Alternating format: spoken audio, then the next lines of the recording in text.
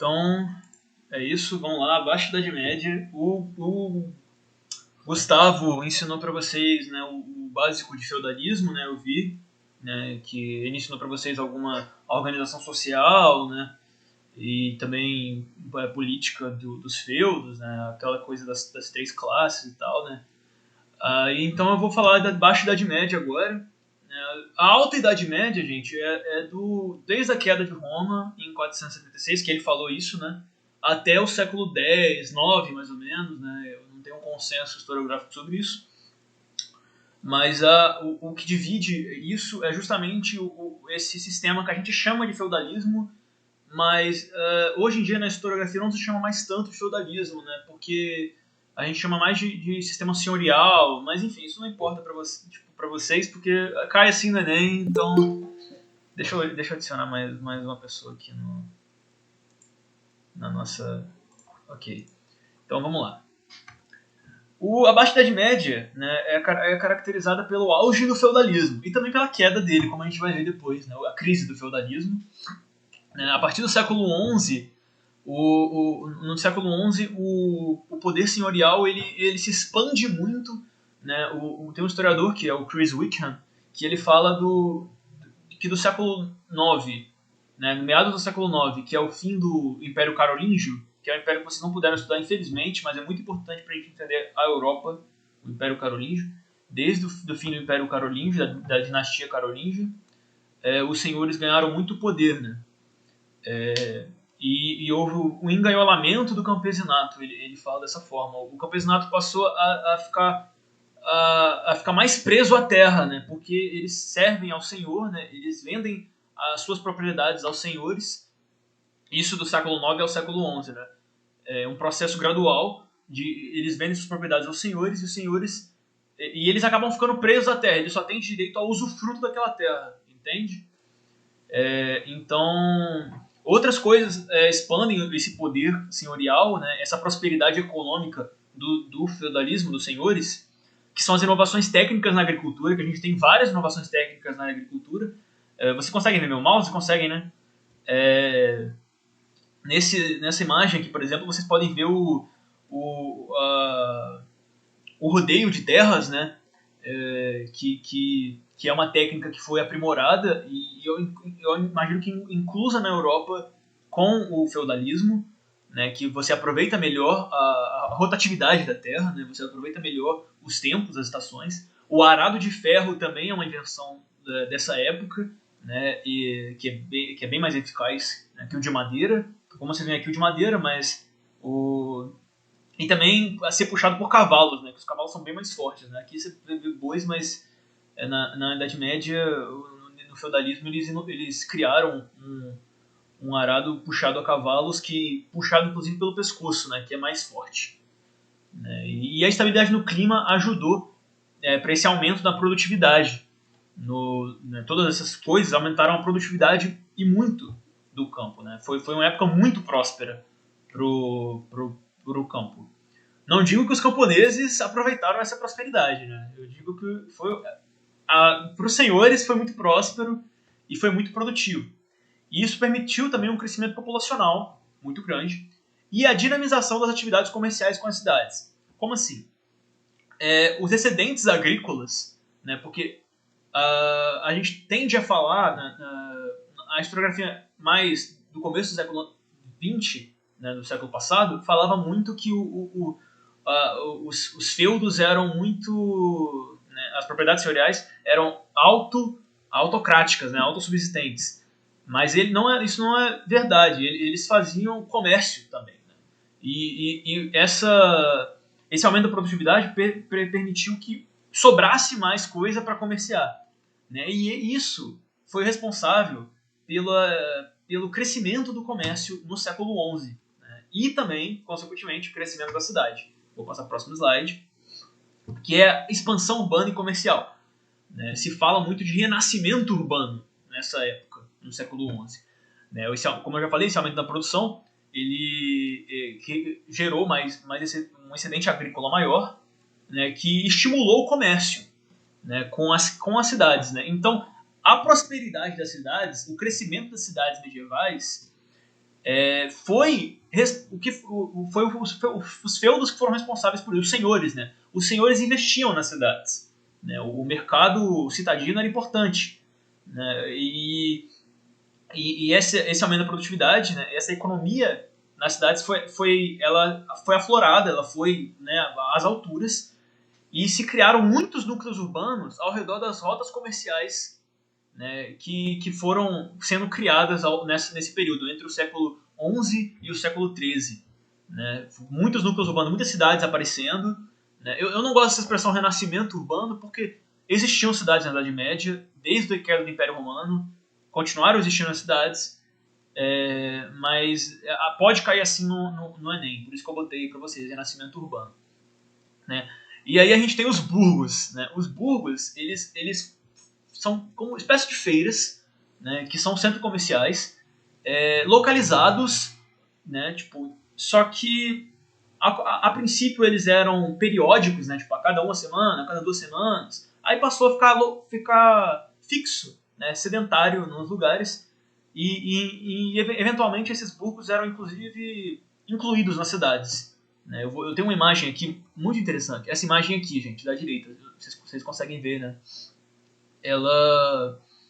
Aqui, ó, isso aqui que vocês veem é o burgo, né? Os burgos, eles eram ao redor da cidade e eles eram uma organização social à parte, tá? Os burgos não eram só feiras. Tinham casas, né? Tinham igrejas, como você pode ver, né? As cidades medievais, elas tinham igreja, né? Tinha uma cátedra que até essa época, até o século... Na verdade, até o século XII, os administradores políticos das cidades eram os bispos das cidades, né? E aqui a gente vê, né, esses burgos, e eventualmente eles muravam em volta dos burgos e aí virava a cidade. Né? É muito comum você ver as cidades medievais com vários muros, né? E esses muros era muito comum as cidades... Peraí, gente, tem mais uma pessoa entrando aqui. Ok. As cidades medievais, elas tinham muros, né? Justamente para defesa, né? Isso desde a época das invasões de nórdicos, né? Os vikings de nórdicos e também de piratas muçulmanos no século IX. Né? E foi inclusive isso que um dos fatores para a dissolução do Império Carolíngio lá no século IX e para o aumento do poder dos senhores. Né? E aqui a gente pode ver, né, uma imagem, uma iluminura desse comércio, né? Dessa valorização do trabalho também. Né? Aqui a gente tem os genes disso. Né? E os genes de uma nova classe, né? A burguesia. Né? Mas será que a burguesia... Porque se a gente fala de burguesia, a gente pensa muito de forma teleológica. Né? Teleológica, eu digo, a gente pensa muito pelo fim, muito pelo o que ela vai ser. E não é bem assim. Né? Os comerciantes, eles foram enriquecendo nessa época. Né? Eles foram... Não como os senhores, mas eles começaram a enriquecer de uma forma que vai chegar uma hora que as cidades vão ser autônomas, né? Elas vão conquistar uma autonomia, né? Que vão virar comunas, né? No século XIII isso é muito comum. Né? E também, nessa época, a gente tem a criação... Poxa, mais uma pessoa entrando aqui, ok. Nessa época, a gente tem também a criação de corporações de ofício, né? Que são guildas, né? Que a gente vai falar melhor disso um pouco lá no Renascimento, né? Mas que é basicamente corporações que reúnem pessoas que fazem o mesmo trabalho, né? Basicamente isso. Aqui eu já mostrei essa imagem para vocês, né? Muito interessante. Alguém tem alguma dúvida, gente, sobre expansão urbana e comercial, renascimento urbano?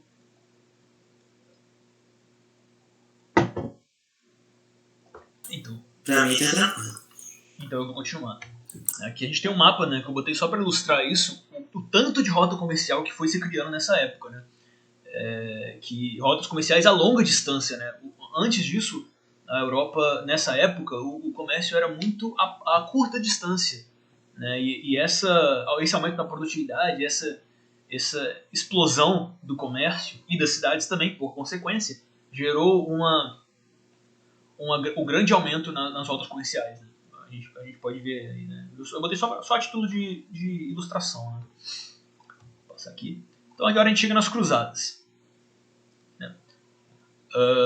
As cruzadas, elas ocorreram... Né? Foram 8 cruzadas.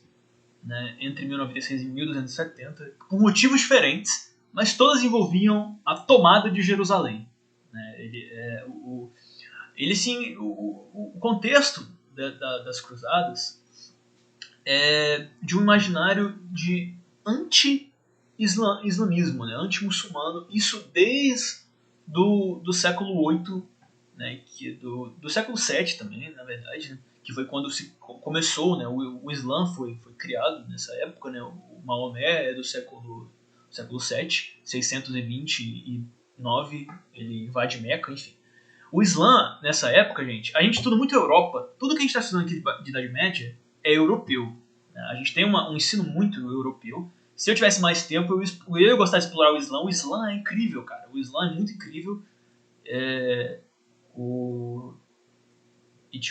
O Islã foi o maior estado dessa época, né? do Ocidente, pelo menos. Né? E também no Oriente. Né? Porque o Islã pegava o Oriente e o Ocidente também. Né? E o movimento cruzado, a gente tem nessa época um embate grande entre a cristandade, né? Que é a Europa cristã, né? Não só a Europa também, né? A gente tem que lembrar do Império Bizantino, que era o Império Romano do Oriente. Né? Vocês lembram lá que o Império Romano se dissolveu em dois. O Império Bizantino também era cristão. Né? Então, não é a Europa só que era cristã. Né? E esse imaginário que os muçulmanos são o anticristo, né? Tudo isso foi construído principalmente pelos carolíngios, né? Mas infelizmente eu não vou ter tempo para falar disso um pouco mais. Né? Mas o início das cruzadas, né, é caracterizado por duas coisas. O pedido de ajuda do imperador bizantino, Aleixo I, né, que os territórios dele estavam pressionados pelos muçulmanos, né, lá os Fatímidas, se eu não me engano, eles estavam pressionando muito o território bizantino, e aí o Aleixo I pede para o Ocidente, ele envia até a Itália um pedido de ajuda, mas ele estava querendo mercenários, né? Ele estava querendo mercenários, ele acabou tendo todo o movimento, e inclusive isso foi ruim para os bizantinos, né? Em uma das cruzadas, eu não lembro, acho que é a terceira, os cristãos, os latinos saqueiam Constantinopla, né? Isso não foi muito bom para os bizantinos, né? E esse pedido, ele foi, né, depois, em 1095, o Papa Urbano II ele faz um discurso que, nas fontes históricas da época, caracteriza esse discurso como muito emocionante, né? Ele fez as pessoas ficarem, né, afloradas, elas realmente queriam, né, ir lá e interromper esses muçulmanos de tomar, né, de tomar Constantinopla, mas não é essa a principal objetivo da cruzada. O principal objetivo da cruzada era tomar Jerusalém dos muçulmanos, né, a terra sagrada, Jerusalém. E isso motiva a primeira cruzada, que é de 1096 até 1099. Essa imagem do lado é uma iluminura. Eu acho que é de uma Bíblia, mas eu não tenho certeza. Uma iluminura medieval do cerco, representando o cerco de Jerusalém, né, que aconteceu em 1099. A gente pode ver, né, os muçulmaninhos aqui, né, em Jerusalém. As iluminuras são muito interessantes. Eu adoro as iluminuras medievais. A participação nas cruzadas, gente, não foi só rico, que foi pelo contrário. As cruzadas foi muito, muito, muito, muito do povo foi para as cruzadas, porque por motivos espirituais, principalmente, né? A cruzada era considerada uma guerra santa para a igreja, não para a igreja, né? Para o cristianismo. Essa ideia de uma igreja sólida que a gente tem da Idade Média, a igreja domina a Idade Média, isso não é bem verdade, tá, gente? Eu não vou ter tempo para entrar muito a fundo nisso, mas problematizem um pouco isso, tá? Não é bem assim que funciona. Mas as pessoas tinham isso com elas, né? O cristianismo nelas era muito forte, né? E também o Papa prometeu a absolvição de pecados pelas cruzadas, né, e também conquista de terras, né? Então era interessante espiritualmente e economicamente, né? As terras que iam sendo conquistadas iriam, teoricamente, para os soldados. Acabou que isso, na verdade, ela foi mais para a elite política e militar, né, do que para os soldados de baixo escalão. Alguma dúvida sobre isso, gente, das cruzadas? Tá tranquilo. Por enquanto não. Ok, então. Aqui a gente tem um mapa, né, com as 8 cruzadas. Aconteceram alguns movimentos que se intitulavam cruzadas, né, como na Península Ibérica, né, a reconquista da Península Ibérica. Né, a Península Ibérica, gente,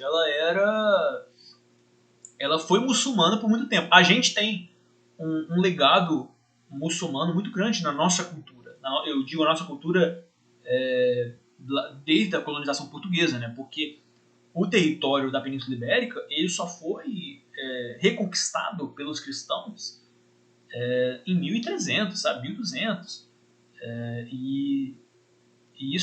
Então a Península Ibérica ficou 7 séculos sobre o Islã. Né? E eles viviam muito bem, tá? Os cristãos da Península Ibérica viviam muito bem com os muçulmanos lá. Né? O cristianismo na Península Ibérica era muito diferente do cristianismo no resto da Europa. Né?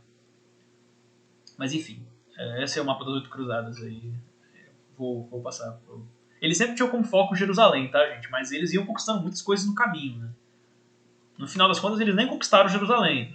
Na primeira cruzada, eles chegaram a conquistar Jerusalém, mas no fim de tudo, Jerusalém ficou com os mamelucos, né? Que eu não vou ter tempo de explorar isso, mas eles, mesmo falhando no sentido religioso, é isso que eu quero dizer, elas impactaram e muito a cultura europeia, né, a economia europeia.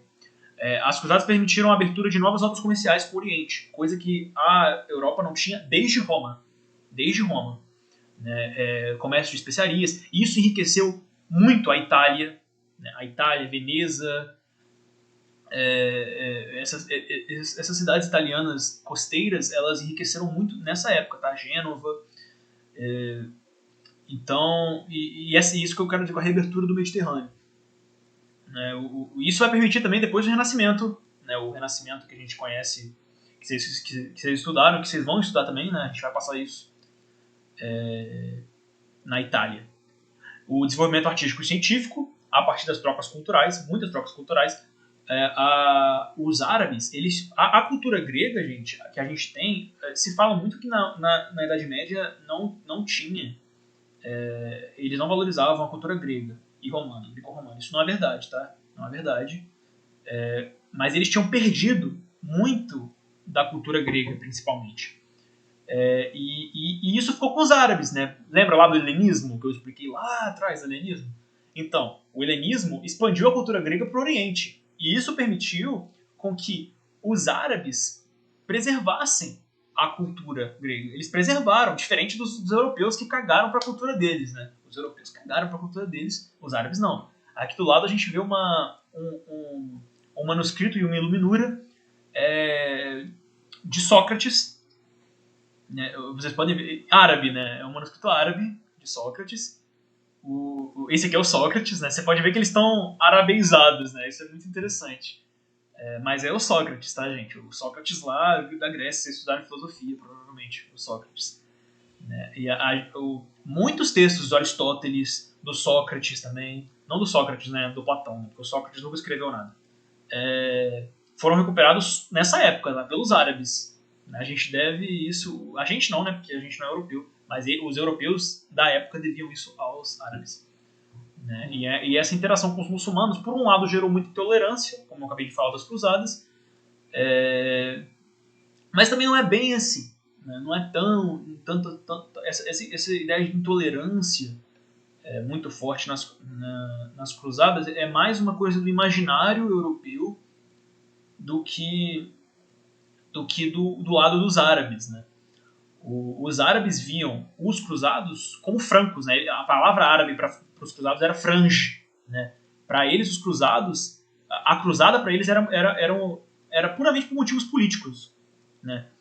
E as cruzadas eram por motivos políticos, só que transvestidos de políticos me atrapalhei todo, perdão. De motivos religiosos. Né? Foi isso que eu quis dizer. Vocês entenderam isso, das consequências das cruzadas? O legado grego, né, tudo isso, para a cultura europeia, isso foi muito importante.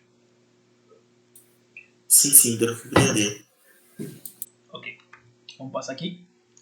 crise do feudalismo, gente.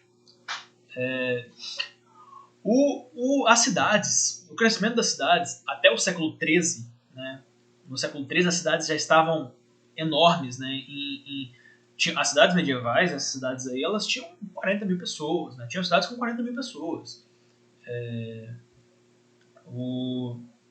Ela culminou no enfraquecimento do poder senhorial também, né? Muitos camponeses saíam dos feudos para ir para as cidades, né? Em busca de oportunidades. Aí que nasce a ideia da cidade como terra de oportunidade, né? Que a gente vê isso muito também aqui na própria história do Brasil, né? E o enfraquecimento dos laços vassálicos, né? O Gustavo deve ter falado disso, né, dos laços vassálicos, e por causa de todo esse contexto de cidades também dos impactos ambientais no século XIV, né, graves impactos ambientais, né, nessa expansão da técnica agrícola que eu falei lá no primeiro slide, eles também deflorestaram muito a Europa. Foi essa época que a Europa foi deflorestada, tá, gente? A Europa hoje não tem tanta floresta por causa dessa época, né? No norte ali da França, né, tudo foi ali era tudo floresta, né, as florestas germânicas, né, que deixaram de existir, e isso gerou graves problemas climáticos no século XIV, né? E todo esse contexto de problemas ambientais, né, gerou muita fome, né, porque isso prejudicou, né, a produção agrícola e gerou muita fome por consequência disso. E crises econômicas também. Né? E também a gente tem né, o século XIV foi muito conturbado, tá, gente? Muito conturbado mesmo. A gente tem a peste negra no século XIV, que é uma peste que veio lá da Ásia Central, né, a peste bubônica, né, tem outro nome para ela.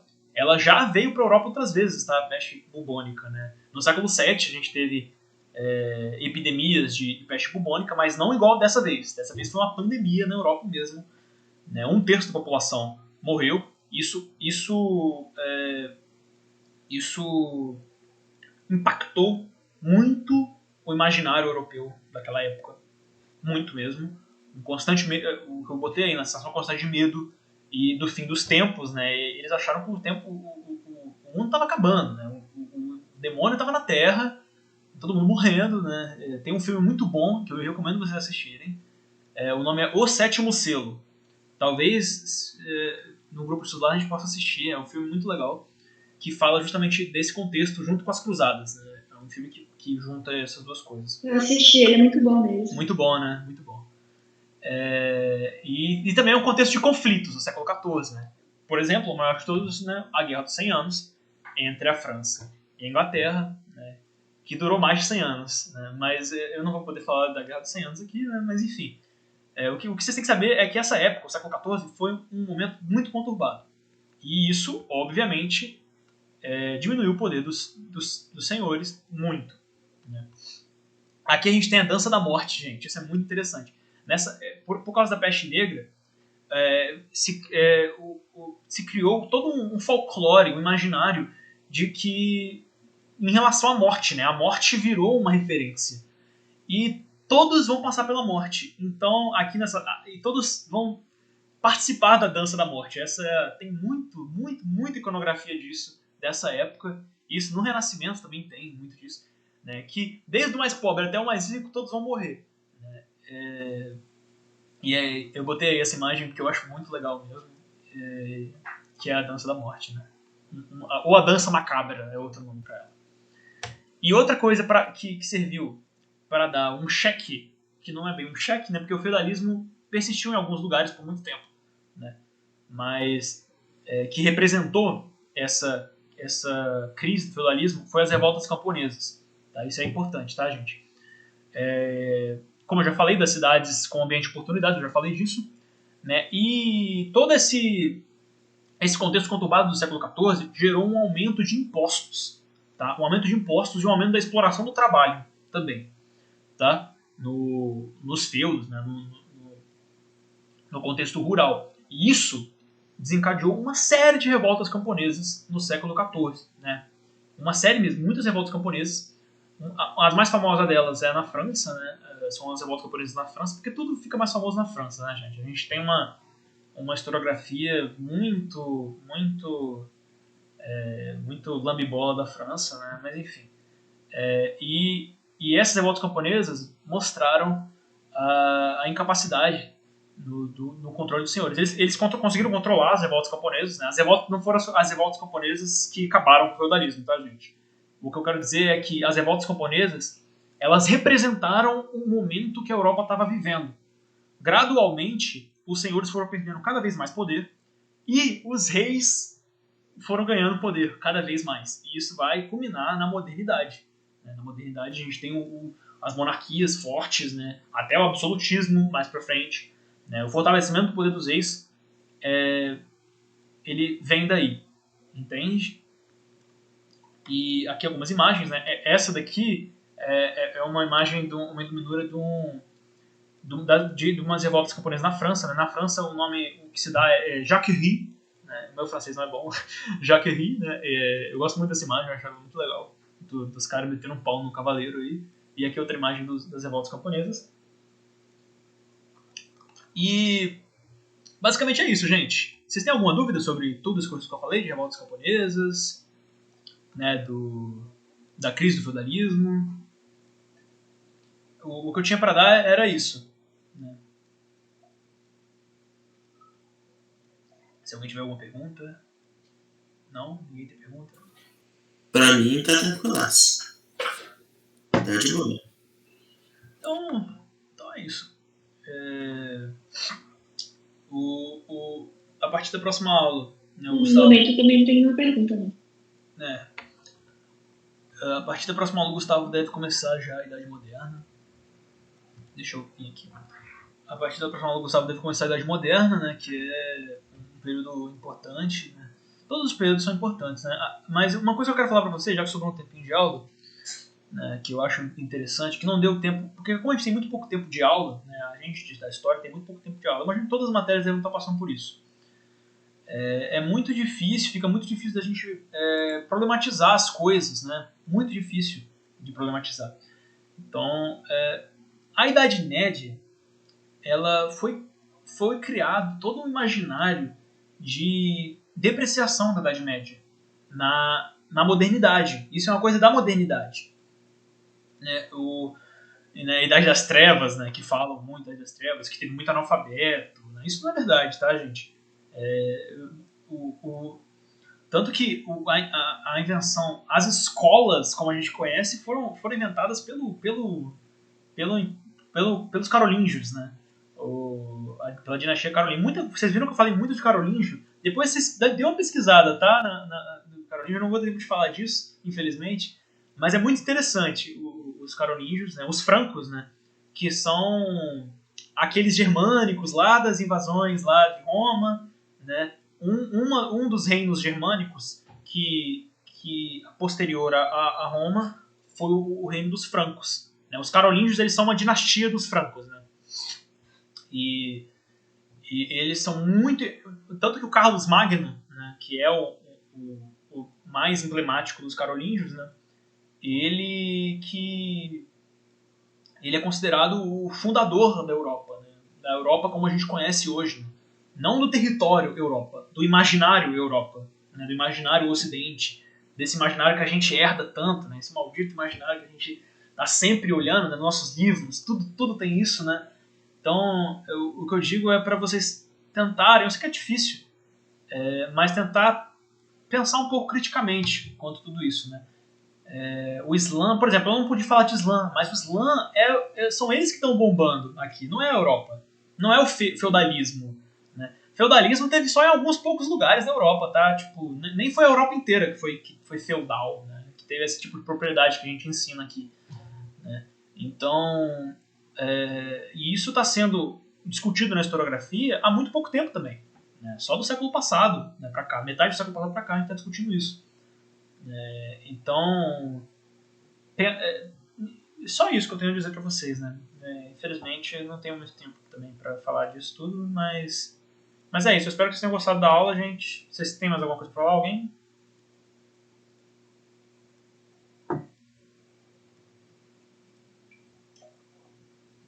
Não. Então vocês estão liberados, tá? Pode ir. Tranquilo aí. Valeu aí. Obrigado aí pela presença de vocês. E semana que vem o Gustavo vai começar a Idade Moderna. Então não deixem de vir. Tá? Valeu. Obrigado, professor. Tchau, tchau. Valeu, tchau. Falou. Muito obrigada, eu gostei bastante da aula. Tchau, tchau. Valeu. Obrigado.